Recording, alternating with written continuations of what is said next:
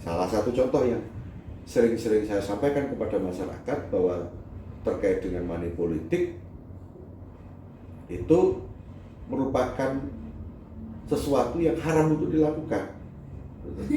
Meskipun bentuknya adalah memberi, gitu kan? Meskipun bentuknya adalah memberi. Itu bukan sodako gitu ya?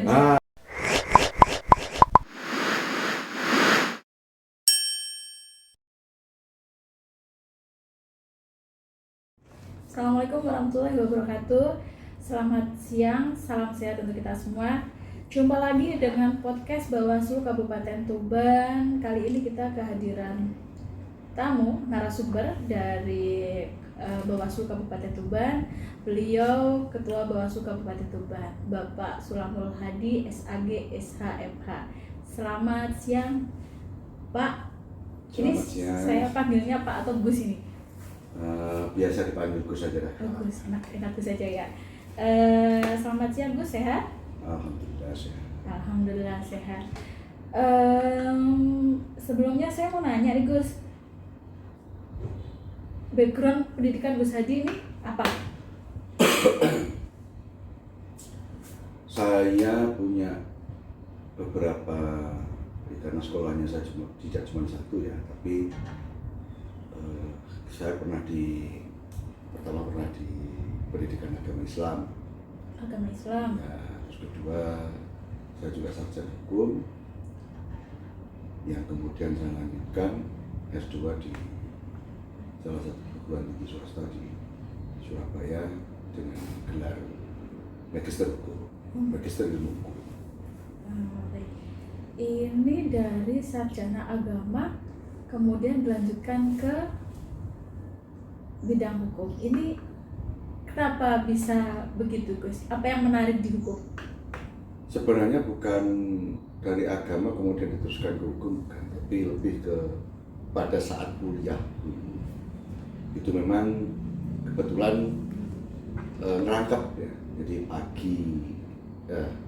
siang ikut di pendidikan agama Islam, karena kebetulan perguruan tinggi ini saling berdekatan, jadi tidak ada 500 meter jaraknya dari masing-masing perguruan tinggi.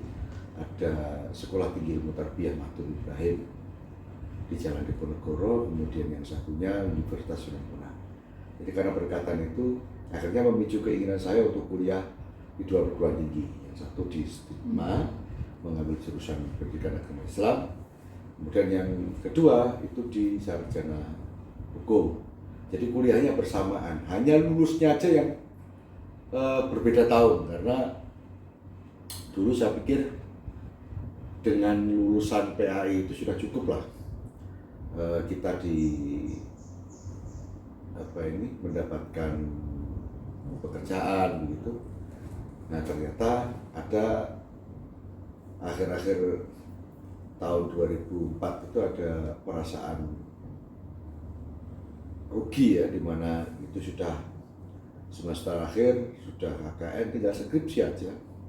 Akhirnya saya lanjutkan dengan skripsi. Namun ada satu yang memotivasi kenapa kemudian hukum itu harus saya selesaikan, karena di tahun 2003 itu saya sudah mulai terlibat di dunia pemilu, menjadi salah satu jajaran sekretariat di Panwaslu Provinsi Jawa Timur di tahun 2003. Iya, yang akhirnya itu motivasi saya untuk menyelesaikan tugas akhir kuliah di sarjana hukum. Akhirnya saya selesaikan di tahun 2004 sampai dengan di wisuda tahun 2005. Jadi kita diuntungkan oleh sistem kuliah yang memberikan jangka waktu yang begitu panjang untuk cuti, sehingga tidak sampai di DO kita sudah bisa menyelesaikan dengan baik program sarjana hukum. Yang kemudian dari pengalaman pendidikan itu, setelah saya lulus di hukum, kemudian saya 2 tahun kemudian jadi advokat, saya merasa masih ada kekurangan dalam hal pengetahuan ya, dalam hal acara. Maka saya akhirnya melanjutkan melanjutkan lagi kuliah S2 dan itu pun juga masih dalam kondisi agak telat karena lulus tahun 2005, tapi saya melanjutkan S2 itu di tahun 2015, 10 tahun kemudian baru saya lanjutkan S2. Alhamdulillah sekarang sudah selesai. Ini berarti mulai gabung di kepemiluan mulai tahun 2003 ya Gus ya? Iya. Lama sekali berarti ya, banyak pengalaman pasti kalau diceritakan terlalu panjang banget. Iya, Mungkin sangat banyak sekali. bisa diceritakan singkat yang paling menarik di dunia kepemiluan itu apa sih Gus? Ada beberapa yang paling menarik menurut saya itu adalah bagaimana terciptanya ikatan emosional yang begitu besar. Dari semula kita ini merasa bahwa hidup ini terbatas sekali, yang namanya komunitas atau pergaulan. Begitu ada di Panwas pemilu tahun 2003-2004, saya mulai mengenal banyak orang dengan satu kepentingan yang sama, tetapi dengan karakter orang yang berbeda, dan itu se-Jawa Timur. Se-Jawa Timur. Se-Jawa Timur. Nah, saya tertarik dengan dunia pemilu itu begitu kentalnya dunia pemilu ini dengan kekerabatannya, keakrabannya, karena memang kita disatukan oleh visi dan misi yang itu memang sudah diatur di dalam undang-undang. Jadi kita ini bergerak atas dasar undang-undang dan secara bersama-sama. Itu yang kemudian memunculkan ikatan emosional yang luar biasa besar. Itu yang kemudian membuat saya semakin luar biasa saya tertarik di dunia pemilu. Jadi mulai tahun 2003-2004 saya berhenti karena kegiatan pada saat 2003-2004 itu sifatnya ad hoc. Begitu selesai, saya mencoba untuk melakukan pendalaman lagi terhadap pemilu yang akhirnya itu membawa saya untuk menjadi komisioner, dan itu dimulai dari menjadi komisioner dimulai dari tahun 2008 pada saat ada Pilkada Jawa Timur. Pilkada Jawa Timur mulai 2008 ya Gus? Iya. Itu jadi komisioner. Dulu Panwaslu ya Gus ya namanya ya? Iya, dulu Panwaslu. Terbentuk menjadi badan itu tahun berapa? Itu tahun 2018 setelah 2018. ditetapkan dalam Undang-Undang nomor 7 tahun 2017 itu, sehingga ada perubahan badan. Kalau di tahun 2003, 2004, 2008 sampai 2015 itu masih menggunakan nama Panwaslu Panwaslu Kabupaten. Baik, dari ad hoc menjadi satker, mungkin ada yang berubah dari sistem atau kelembagaannya seperti apa yang paling mencolok di situ, Mas? Tanggung jawab moral sebenarnya yang paling mencolok menurut saya. Karena kalau dulu di tahun sebelum lembaga ini bersifat permanen dan hal ini mandiri, selesai kegiatan pada masa lembaga ini masih berbentuk ad hoc, maka selesai sudah tanggung jawab kita. Artinya kita tidak lagi terikat dengan tanggung jawab atau kewenangan yang selama ini kita jalankan. Tapi hari ini kita tidak bisa. Selama 5 tahun ini kita dituntut untuk betul-betul memiliki komitmen dan loyalitas terhadap lembaga. Bukan hanya peluang 5 tahun untuk mengembangkan lembaga saja, tetapi ada ikatan emosional yang dibangun dari proses pelaksanaan tugas pengawasan pemilu ataupun pemilihan ini yang diharapkan bisa berkesinambungan. Jadi contoh misalkan masalah yang paling real aja soal data. Di masa-masa lembaga ini masih sifatnya ad hoc, siapapun yang jadi komisioner maka antara yang lama dengan yang sudah purna dengan yang baru jadi ini tidak ada komunikasi gitu, sehingga beberapa informasi itu menjadi terputus gitu. Untuk upaya kemudian bagaimana membuat perencanaan mengembangkan lembaga ini menjadi lebih profesional, kinerjanya menjadi lebih baik, itu susah gitu. Nah, tapi karena sekarang ini sudah menjadi permanen, sudah menjadi mandiri, maka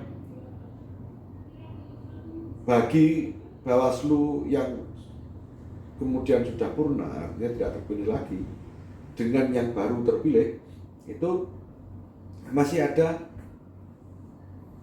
komunikasi yang terbangun. Salah satunya adalah melalui perangkat yang ada di dalamnya, yaitu sekretariat.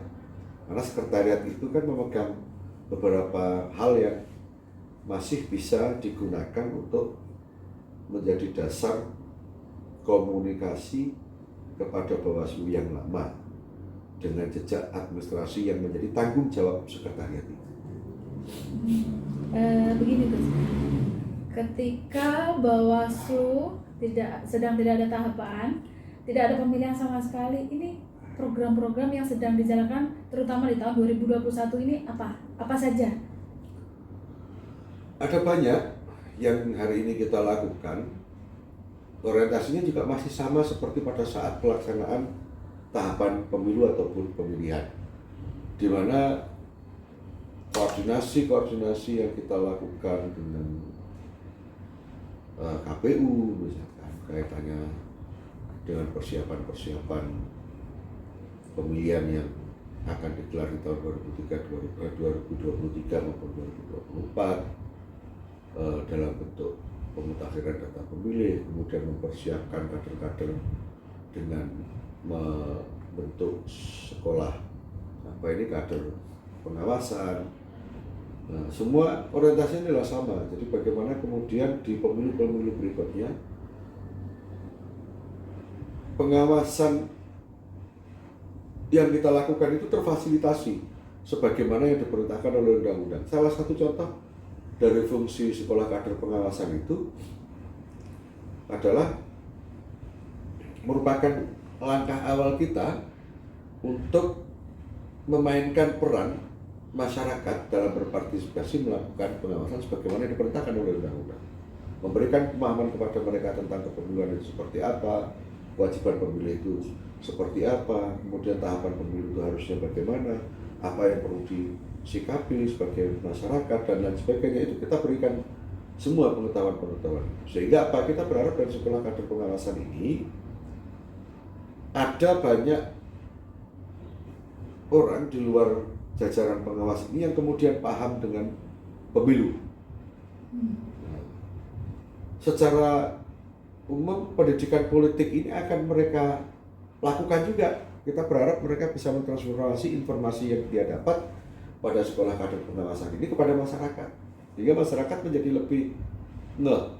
lebih paham dengan pemilu. Lebih dalam lagi, masyarakat lebih paham, lebih bisa mensikapi, menata dirinya untuk menghadapi pesta demokrasi yang memang betul-betul ini adalah sesuatu yang sangat menentukan nasib bangsa ini. Intinya itu. Iya, karena di tahun 2021 ini banyak pertanyaan dari masyarakat. Bawaslu, KPU itu mau ngapain kalau nggak ada pemilihan? Kalau masyarakat awam kan seperti itu pertanyaannya. Yeah. Ini Bawaslu mau makan gaji buta apa gimana lah? Untuk menanggapi itu semua, bagaimana Gus? Kita sadar bahwa animo masyarakat terkait dengan lembaga penyelenggara pemilu ini adalah ya kita bekerja sesuai pemilu berjalan saja. Yeah. Padahal sebenarnya tidak. Bahwa tidak mudah untuk mempersiapkan pemilu itu sedemikian rupa sampai dengan pada pelaksanaannya nanti kita berharap semakin hari proses demokrasinya akan semakin baik. Jadi penataan regulasi yang harus kita lakukan. Kalau kapasitas kita sebagai Bawaslu Kabupaten dalam beberapa rakor memang ada permintaan ini ya,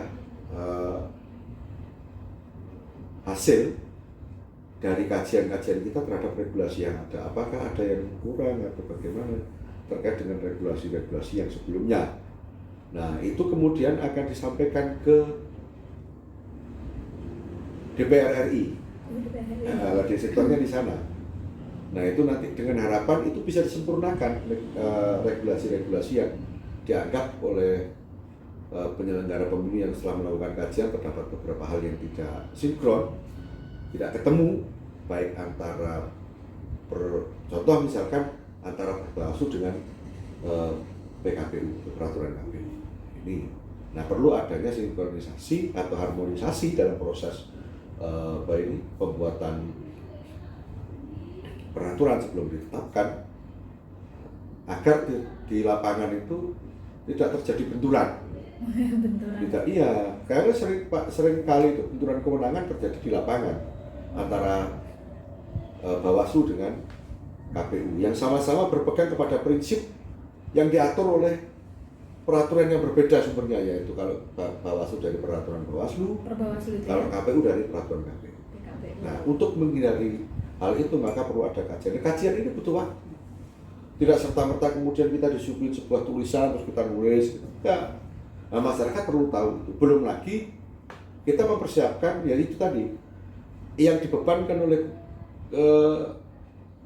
undang-undang dalam hal pengawasan partisipatif yang melibatkan masyarakat ini tidak serta-merta masyarakat kemudian kita ajak untuk melakukan pengawasan dan sebagainya, tidak, tapi kita melalui mendidik mereka dulu.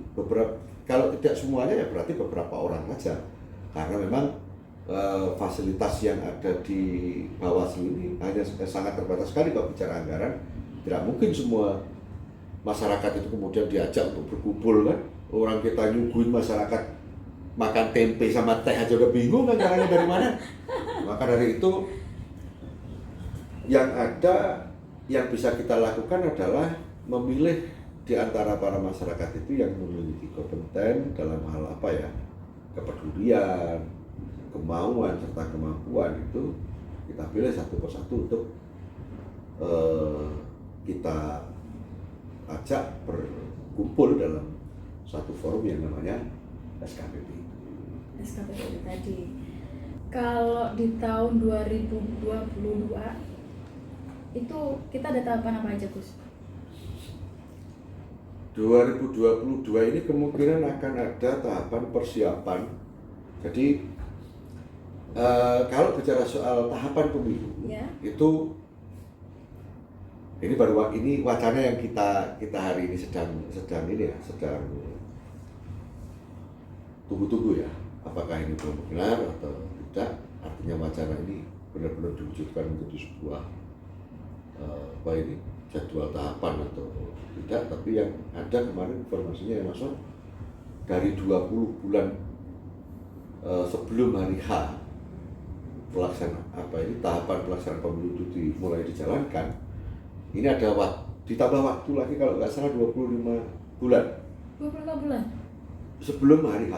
Nah kalau merujuk dengan 25 bulan, maka yang ada adalah 22 Februari ini sudah kita mulai. Sudah mulai ya? Sudah mulai. Tapi tahapannya itu terbagi dua. Ada tahapan persiapan yang dalam hari ini dilakukan oleh jajaran KPU dan Bawaslu Pusat. Penataan regulasi itu maksudnya.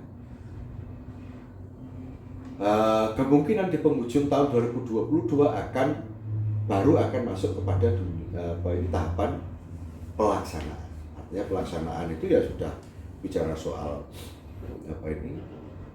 rekrutmen di semua di jajaran penyelenggara pemilu baik KPU maupun Bawaslu, ada anggaran dan sebagainya, itu masuk dalam jadwal pelaksanaan. Gitu. Jadi masih banyak di 2022 yang harus kita laksanakan. Itu pun agenda tahun-tahun sebelumnya 2020, 2021 itu juga belum tentu selesai. Karena pemutahiran data pemilih itu akan terus berjalan. Nah ini masyarakat juga perlu tahu bahwa tidak hanya sekedar bekerja pada saat tahapan berjalan saja, tapi sebelumnya itu pun kita juga belum tentu menyelesaikan pekerjaan kita. Karena apa? Data di masyarakat itu selalu berkembang, selalu berubah, dinamis kan dia. Iya. Terutama ini daftar pemilih itu ya Gus. Ya betul. Kadang ada data yang sudah meninggal dimasukkan lagi, seperti itu. Terkait pelanggaran atau temuan di masyarakat, Gus? Kebanyakan ini kan money politik ya. Untuk menyikapi itu supaya tidak terjadi ini di masyarakat, itu seperti apa yang paling efektif? Jurus paling ampuh maksudnya. Kalau dari sudut pandang undang-undang, kita bicara soal hal yang normatif, undang-undang sudah memberikan sanksi secara tegas bagi mereka yang melakukan money politik. Tapi tidak diindahkan, Gus. Nah, itu fakta yang memang harus kita sadari. Berarti kita harus punya cara yang di luar undang-undang tetapi punya efek yang sama dengan undang-undang, di mana kita lebih pada keinginan bersama agar politik ini tidak terkotori oleh yang namanya money politik, tidak ada yang masyarakat yang kemudian kena imbas money politik, dalam hal ini dia dipidana karena money politik. Meski demikian, jelasnya undang-undang itu membahas tentang money politik, di mana ada sanksinya dan sebagainya. Faktanya memang yang harus disadari, mereka tidak serta-merta patuh dengan situasi itu. Mereka masih beranggapan bahwa pesta demokrasi itu adalah saat panen buat mereka untuk mendapatkan rupiah, meskipun itu tidak hanya seberapa. Nah, yang kita lakukan adalah melakukan pendekatan kepada mereka. Dari sisi lain, proses penyadaran politik ini harus dilakukan. Contoh misalkan memberikan pengertian kepada mereka, kalau yang sering selama ini saya gunakan adalah dari tipologi masyarakat Tuban yang religius begini, dengan konten bunuh wali, ini salah satu bukti bahwa masyarakat Tuban itu adalah masyarakat yang religius. Artinya ini bisa digunakan untuk melakukan pendekatan. Kita mencoba membongkar tentang money politik dari sisi agama.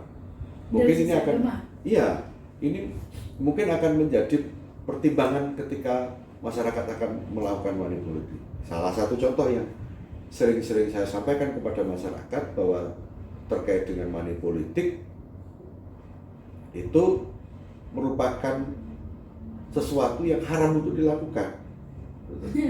Meskipun bentuknya adalah memberi, gitu kan? Meskipun bentuknya adalah memberi. Itu bukan sodako gitu ya? Nah, ini yang membedakan antara sodako beneran sama sodako politik di sini ini. Ada embel-embelnya ya. Biasanya. Jadi ketika seseorang itu memberi uang, ini saya kasih duit. Sudah, kalimatnya itu aja. Itu halal. Udah saya kasih duit ini. Nah, nggak ada embel-embelnya. Nggak ada embel-embelnya. Tapi Sodako. begitu ini saya kasih duit, tapi besok pilihlah saya, ini langsung serta-merta akan merubah hukum dari halal menjadi haram. Duit 100.000 ini saya kasih, tapi tolong nanti coblos nomor 1. Nah, ini yang harus diketahui oleh masyarakat. Yang kedua, kita juga memberikan sebuah gambaran tentang akibat dari apa yang dia lakukan, yang masyarakat lakukan terkait dengan money politik. Sekecil apapun perbuatan jelek itu pasti akan dibalas oleh Allah. Iya. Begitu juga sekecil apapun perbuatan baik itu pasti juga akan dibalas oleh Allah. Salah satu yang paling nyata adalah money politik. Bagaimana tidak? Mereka harus sadar bahwa ketika mereka memilih karena duit, fakta yang didapat adalah proses perjalannya pemerintahan akibat duit itu karena dia memilih orang yang salah. Artinya yang salah itu konteksnya adalah dia memilih karena duit, so akan terjadi yang namanya korupsi. Ya, pembangunan menjadi tidak lancar. Nah, saya sering katakan itu, kalau Anda demo karena ulah Anda sendiri kan dia lucu. Anda bilang ini adalah ulah pemerintah atau bupati atau DPR misalkan yang tidak menghiraukan aspirasi mereka. Salah mereka. Kenapa dia memilih karena uang 100.000? Maka ini yang harus diberitahukan kepada mereka. Ini yang kau dapat.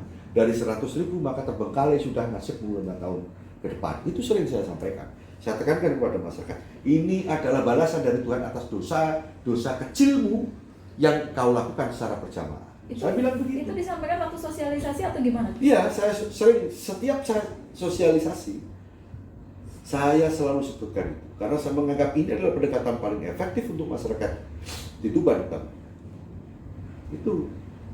Kalau ada masyarakat yang beralih-alih seperti ini, Gus, lah saya kan nggak kerja untuk nyoblos, jadi saya harus dapat duit dong.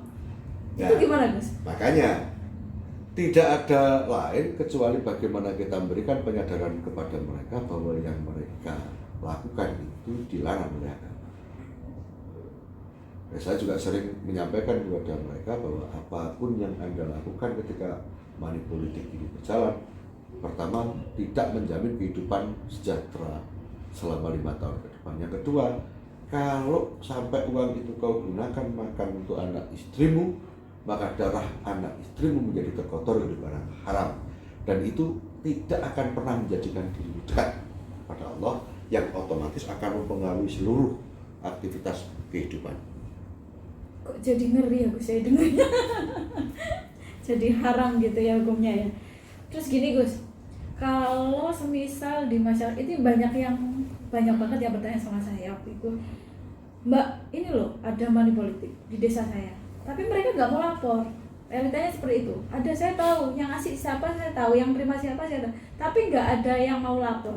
Itu gimana caranya biar mereka itu sadar kalau perbuatan itu tuh salah, kemudian mengantisipasinya agar si pelapor itu tidak bocor, itu seperti apa Gus? Jadi mereka malu antara gimana gitu loh. Jadi begini. Ada rasa takut untuk melapor seperti itu. Nah, itu memang seringkali kita temukan di lapangan bahwa masyarakat, kenapa mereka tidak lapor? Yang pertama karena mereka menikmati. Maya nih. Karena mereka adalah penerima juga gitu. Jadi logis kalau kemudian mereka tidak melapor. Yang kedua, ada rasa takut.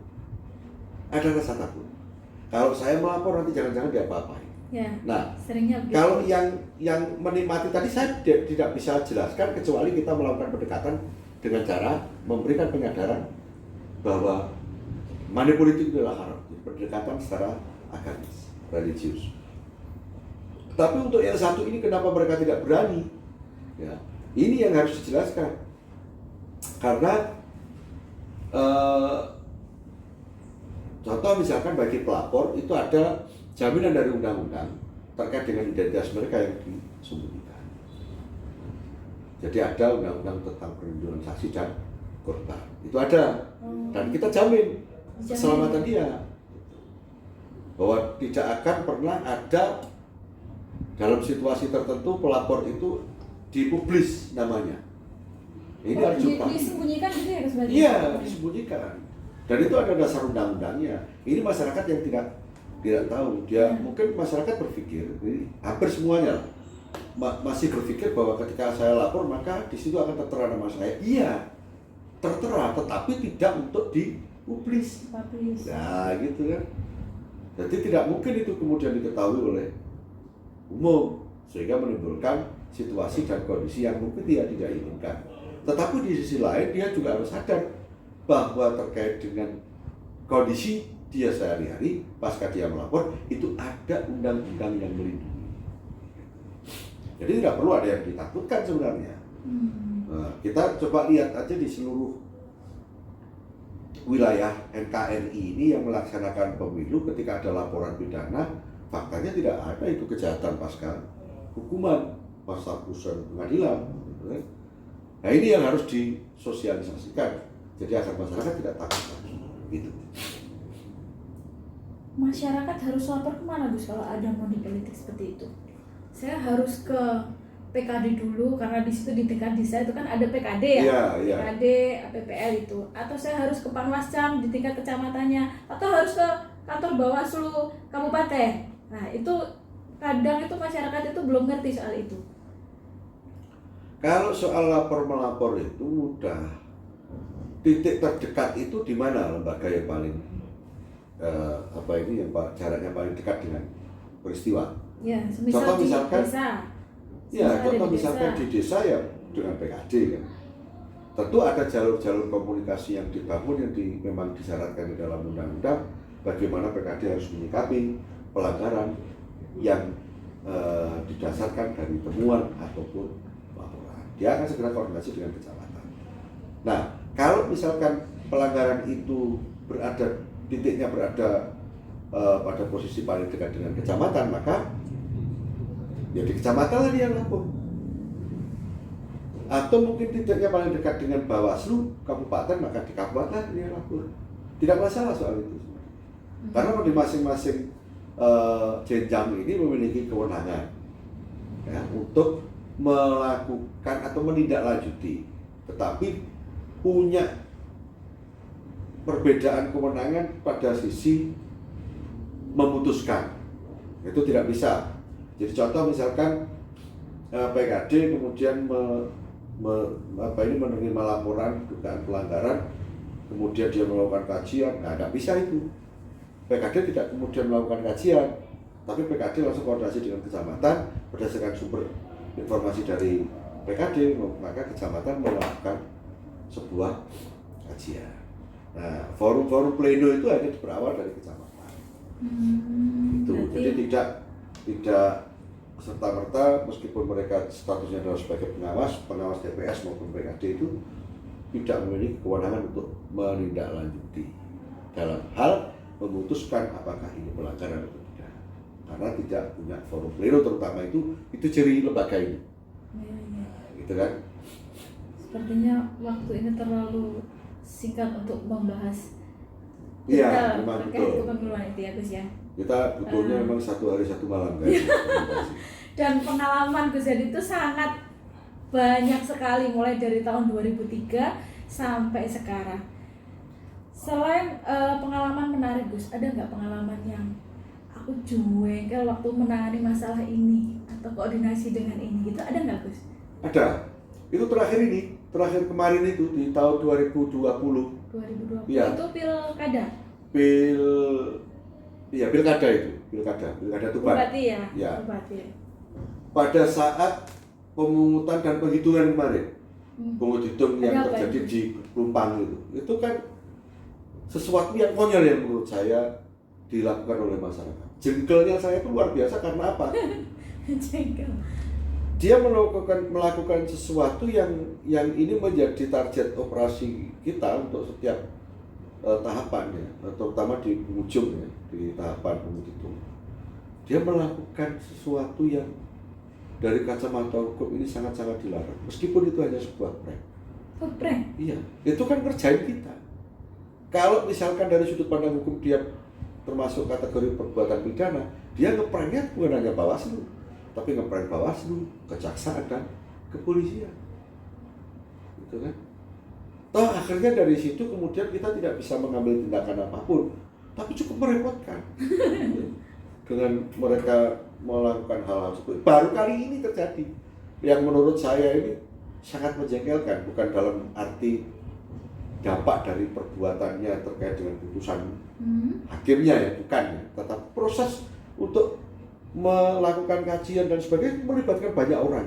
Itu prosesnya lama Gus waktu itu? Lama, apalagi pada saat kejadian itu sedang berlangsung, kemudian muncul beredar foto-fotonya. Itu banyak loh tersebar iya. itu di masyarakat itu. Saya pada waktu itu kan berpikir begini, ketika saya menerima informasi ada pihak lain yang tidak terima dan berusaha untuk melakukan perbuatan anarkis.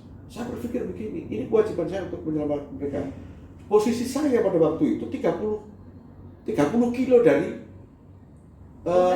lokasi kejadian. 30 kilo dari 30 kilo dari tempat kejadian. Dan saya harus cepat sampai di sana sebelum orang lain datang duluan yang punya maksud anarkis ini. Saya harus selamatkan korban ini. Itu menjemput si korban itu dulu, si pelaku. Iya, saya menjemput pelaku sebelum menjadi korban. Sebelum menjadi korban. Iya. Itu waktu itu Gus Hadi sama siapa? Maksudnya dari Bawaslu itu langsung koordinasi dengan kejaksaan, dengan kepolisian, apa berdiri sendiri langsung jemput gitu? Saya pada waktu itu koordinasi langsung dengan kepolisian. Kepolisian. Ya, saya minta agar kepolisian juga melakukan tindakan pencegahan atau preventif di lapangan agar tidak terjadi anarkis. Nah, oleh kepolisian dan teman-teman dari dari Koramil itu segera mengambil tindakan mengamankan orang atau pelaku ini ke salah satu balai desa. Karena juga mereka mendengar hal yang sama bahwa akan ada masa yang mencoba untuk mengklarifikasi ya. Jadi kemungkinan mereka berpikir ini tidak ada sekedar klarifikasi, tapi pasti akan terjadi situasi yang anarkis. Gitu Terjadi kan. Akhirnya diamankan gitu kan. Iya, Nah, iya. begitu saya juga dapat informasi itu saya langsung kontak sama Kapolres. Kapolres saya beritahu bahwa terkait dengan kondisi ini, saya minta agar ini diamankan di Polres saja, dan saya yang akan jemput langsung di lapangan atau di lokasi kejadian. Maka saya dengan beberapa staf saya langsung meluncur di TKP. Dalam waktu singkat saya nyampe di sana, itu dengan luar biasa ini pemikiran yang berkecamuk di pikiran saya, kekhawatiran yang bercampur jadi satu lah itu. Khawatir nanti ini akan menjadi sesuatu yang luar biasa ya, dari meskipun ini hanya bersifat guyonan tapi akan memancing sesuatu yang di luar ekspektasi kita, di mana kita berusaha untuk agar proses demokrasi ini berjalan dengan baik, lancar, tapi ternyata ada sesuatu yang kemudian ini akan mengarah ke sesuatu yang lebih besar kerusakannya. Tidak hanya bicara soal proses demokrasi yang terlukai, tetapi anarkisme yang terjadi di lapangan itu yang saya paling tidak inginkan. Apalagi secara garis besarnya, jangan sampai di Tuban ini proses demokrasi ini memakan korban. Maka saya selamatkan, itu saya langsung bawa ke Polres, kemudian kita amankan di sana untuk kita lanjutkan melakukan klarifikasi dengan menjemput para saksi dan pelaku lainnya. Kalau nggak salah ada 3 orang yang kita klarifikasi dari unsur pelaku dan saksi. 4 orang. 4 orang. 4 orang. Itu bersaudara apa ya, sama temannya? 3 bersaudara sama 1 jajaran kita. Ada saksinya berapa? 2 atau 3? Iya, 2 mungkin. Mungkin dari PKD setempat atau pengawas TPS ya? Ya, pengawas TPS itu kita jadikan saksi juga, karena di dalam videonya waktu itu yang tersebar itu ada salah satu jajaran kita yang melihat situasi dan kondisi. Iya, karena lokasinya itu kan pas di depan TPS waktu itu. Iya, pas di depan TPS. Yang tersebar videonya kan Ya, pas di depan TPS. itu yang paling menjengkelkan menurut saya. Ngeprank banget itu di situ. Iya, karena dalam waktu 1 hari 1 malam ini harus sudah terselesaikan semua upaya kita untuk menggali informasi baik dari pelaku maupun saksi lainnya ya, karena memang kita dikejar waktu jangan sampai kemudian proses penanganan pelanggaran ini terhenti atau tertunda. Baik, Gus, ini pertanyaan terakhir ya, karena ini waktunya kita nggak banyak ya. Pertanyaan, ada pesan-pesan atau apa ya yang mau disampaikan untuk masyarakat untuk mewujudkan visi dari penyelenggara pemilu itu sendiri? Ada pesan yang harus disampaikan untuk masyarakat nggak? Ya, saya juga tidak akan pernah merubah kata-kata saya. Bagi saya ini adalah mutiara kata yang luar biasa yang harus selalu kita sampaikan, tak henti-hentinya di masyarakat. Bahwa ketika kita bicara soal pemilu, maka kita tidak akan pernah bisa mengabaikan yang namanya demokrasi yang berintegritas. Demokrasi yang berintegritas ini tidak akan terwujud hanya dengan kekuatan penyelenggara pemilu saja, tetapi keikutsertaan masyarakat dalam partisipasinya untuk melakukan kegiatan pengawasan itu juga akan sangat membantu terwujudnya pemilu yang demokrasi yang berintegritas, yang hasilnya tidak lagi diragukan. Maka sekali lagi yang menjadi momok dalam pemilu itu adalah money politik.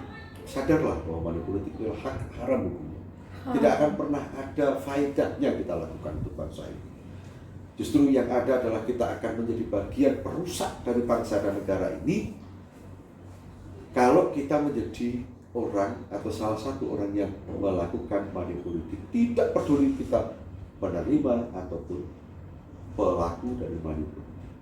Itu yang saya ingin selalu sampaikan di setiap momen kepada masyarakat. Ya, jadi gitu ya sahabat-sahabat Bawaslu Kabupaten Tuban.